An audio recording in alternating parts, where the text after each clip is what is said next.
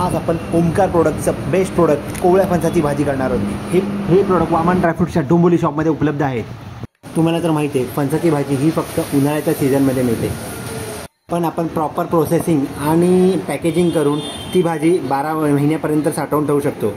तुम्ही बघू शकता ही कोवळ्या फणसाची भाजी अजूनही किती फ्रेश आहे। ही भाजी व्यवस्थित निर्जंतुकीकरण करून व्यवस्थित पॅक केलेली आहे। चला तर मग ही भाजी बनवायला घेऊया। प्रथम कांदा सोलून घेऊ, नंतर बारीक चिरून घेऊ कांदा।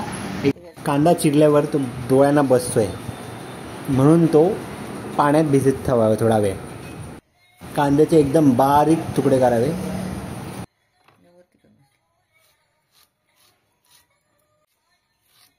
नारळ सध्या महाग झालेत, पण आम्ही कोकणी माणसं आहोत, आम्हाला त्या भाजीमध्ये नारळ लागतोच लागतो, त्यामुळे थोडाफार नारळ खोवून घ्यायचा आहे। पॅनमध्ये थोडंसं तेल घ्यायचं आहे, ते जरासं तापत ठेवायचं आहे। तेल थोडं तापलं की त्यात मोहरी सोडायची आहे।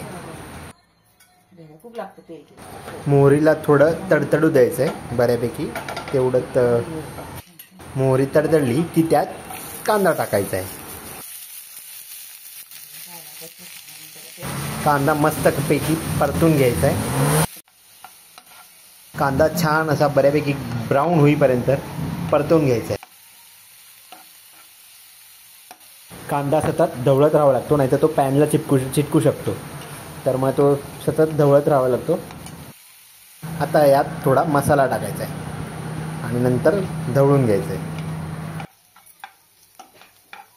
आणि नंतर आपली कोवळ्या फणसाची भाजी त्यात ॲड करायची आहे। भाजी सतत ढवळत राहायची, नाहीतर ती खाली चिटकू शकते। छान असा मस्त सुगंध सुटलाय भाजीचा। त्यात वरून आता थोडं खोवलेलं खोबरं टाकायचं आहे आणि मस्तपैकी ढवळून घ्यायचं आहे। आता आपल्या भाजीला छान लूक आला आहे। आता थोडा वेळ भाजीला वाफेवर शिजू द्यायचं, झाकण लावून बंद करा ठेवायचं। थोडीशी गार्निशिंगसाठी थोडीशी कोथिंबीर भुरभुरावी वरून। आता आपण फणसाच्या भाजीचा आस्वाद घेऊया। मित्रांनो, भाजी एकदम सुंदर दिसते, पण चपातीसोबत खाऊन बघूया। भाजी एकदम छान झाली आहे। भाजीचा टेक्स्चर बघा कसा आहे, एक नंबर। थँक्यू।